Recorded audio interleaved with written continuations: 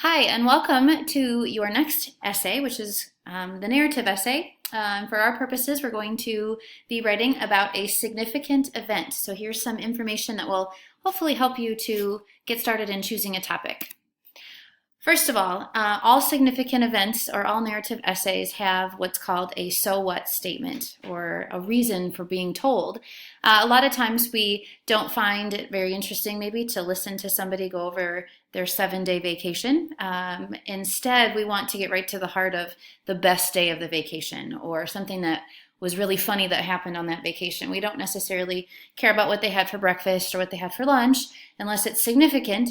But what we would like to hear about is, what happened when they were riding on that roller coaster or what happens when they locked their keys in their car. And so we get to these questions for your own paper. You want to be thinking about a significant event that is in some way important to you. Maybe it was memorable, maybe it was shocking, maybe the event was scary, maybe it was really funny, maybe it was exciting, or maybe it was tragic.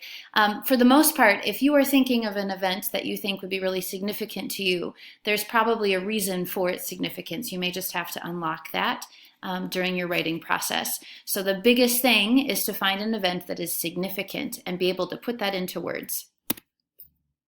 Good topics for narrative essays have in some way influenced your life. They may have changed or may have affected you or taught you an important lesson. You can think about these in a couple of different ways. Maybe there was an event that happened in your life that made you decide this is exactly what I want to do for a career. Maybe you were in a hospital and you decided at that particular moment that you wanted to be a nurse or a doctor. Maybe you were in a classroom or you struggled in school yourself, and that was the moment at which you decided, I'm going to become a teacher. And so how is it that that one event has kind of influenced your life? It could have changed or affected you. So maybe, you were in one way of thinking your entire life, and all of a sudden something happened to you and your thinking changed. Maybe you were acting in a certain way and all of a sudden something happened to you and now you've changed the way that you act. And so it could have changed or affected you in a lot of different ways. The last one is that it could have taught you an important lesson. And again, these can be pretty mundane, ordinary lessons, or it could be life-altering lessons that you've learned. It doesn't have to be something life-altering all the time. It can be something really mundane. Maybe you learned from a season or a game where you had to sit the bench. Maybe you learned to turn in late work because that was the reason why you were sitting the bench in a high school basketball game, or maybe you talked back to, or something to that effect. It doesn't have to be earth-shattering. It can be something kind of mundane.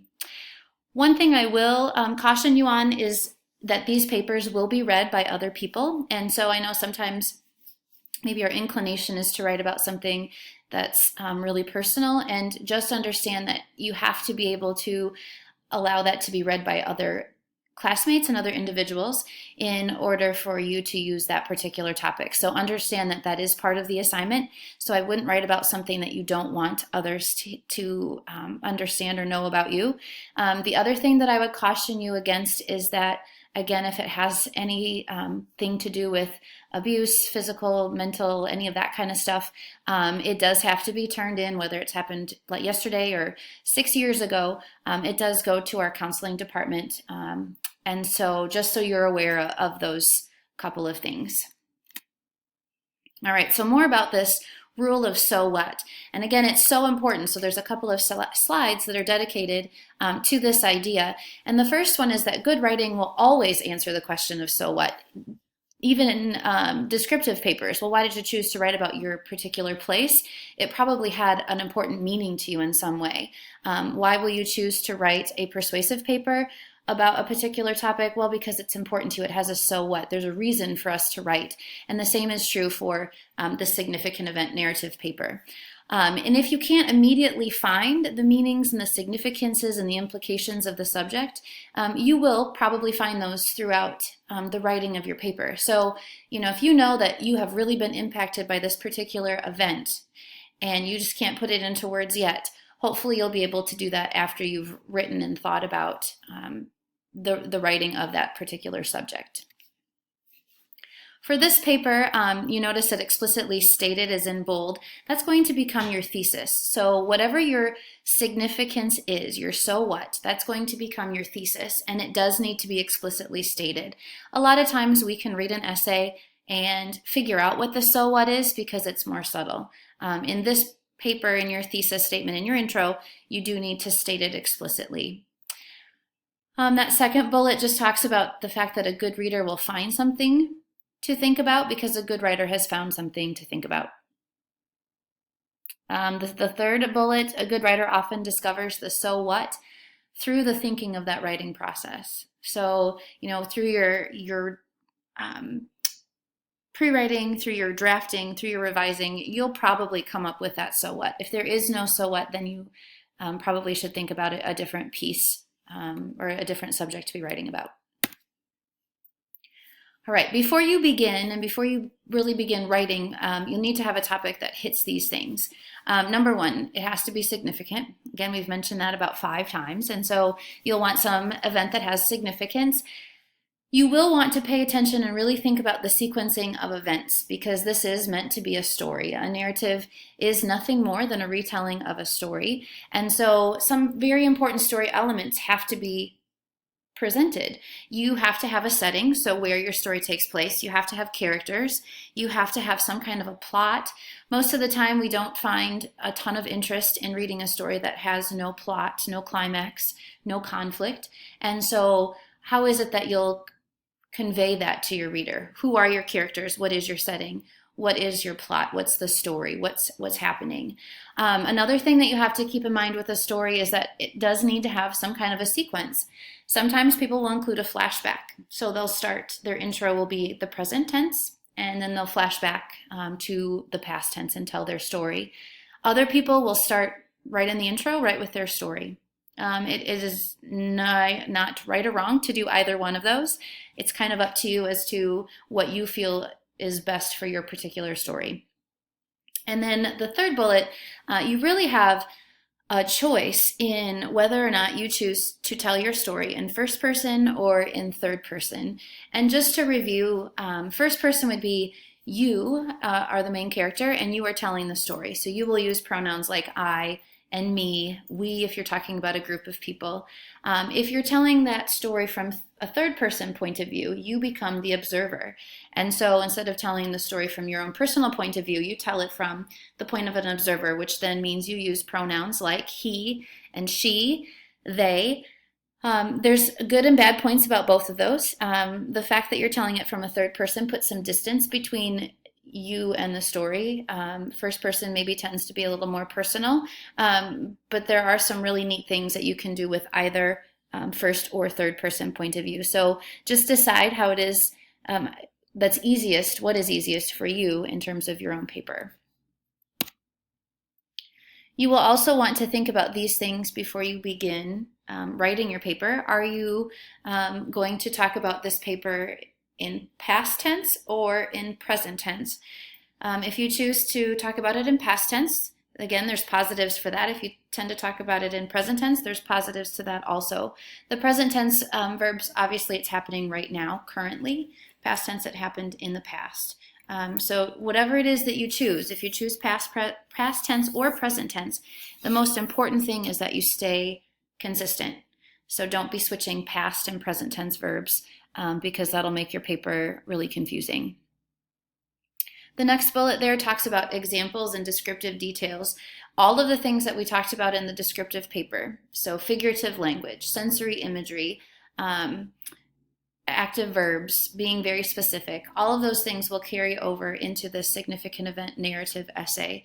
It's not often that you read a story that doesn't have some kind of description. And so we'll want to include all of those descriptive details in this story as well. The one thing that is added that's new is dialogue. And so you want to make sure that your dialogue is believable. If you're talking from the perspective of a 5-year-old, make sure that that is clear. Make sure that it sounds like a 5-year-old in terms of vocab, in terms of sentence structure. You'll want to make it be as believable as you can. You also want to make sure that your dialogue doesn't become corny. Sometimes we manufacture dialogue and it doesn't sound natural. and so then we lose some of the effect of that also. So be very careful with dialogue. Who is going to be speaking? What is it that they're going to be saying? And make sure that it's believable. You're going to read a couple of examples of narrative papers. This is just a list of things that make a good narrative, and you'll hopefully see those in the examples that you read. But all of them start with an interesting introduction. The thesis of these narratives will give us a so what. It'll tell us the significance. In terms of the conclusion, usually it's the ending of the story or there's some tie back to the significance or the so what. All good narratives include description, including figurative language, sensory imagery. They do include dialogue.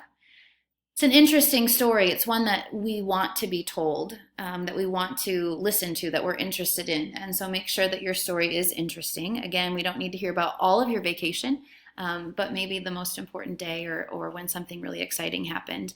And all narratives are also well organized and planned out, ones that we don't need to kind of, when did this happen, and question the sequencing and be confused about the organization or the sequencing. All right, in terms of your assignment, you are to write a narrative essay detailing some kind of a significant event, and you need to keep the following things in mind.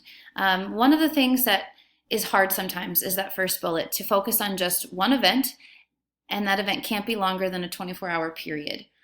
The reason for this, I'll give you an example. I had taught this class for several years in a high school, and it was always first semester, right when this paper happened, kind of at the end of football season, and so I would get a ton of papers about football playoffs.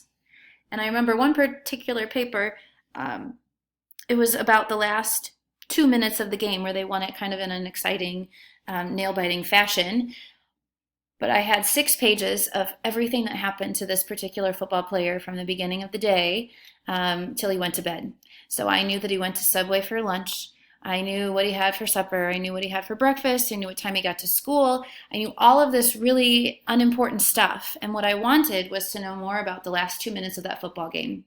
So he spent probably 3 or 4 pages talking about what he did before the game, 1 page talking about what he did after, and about a half a page on the most important 2 minutes of the game, which really could have been a lot longer. So no longer than 24 hours, and you want to really key in on the significant part. So don't be telling me everything, but tell us the key pieces. And we'll talk about that more in a presentation called Exploding a Moment. You do want to make sure that you explain the significance of the event. Write in a consistent verb tense. We talked about that before, being either past or present. Make sure that you're including dialogue. Make sure that you include lots of description. And through that description, you will help us to fully develop the scenes. And so think about this as a story, as a movie going on. How can you create this movie and recreate that event for your readers? Give us the same emotions that you may have felt that particular day, whether those are positive or negative emotions, but really do a good job of developing the scenes, developing the setting, and also developing the characters. So with that, that's the end of this presentation. I wish you the best of luck in creating a good topic, so finding a good topic, and also in creating an interesting essay. If you have any questions, you can definitely email or give me a call.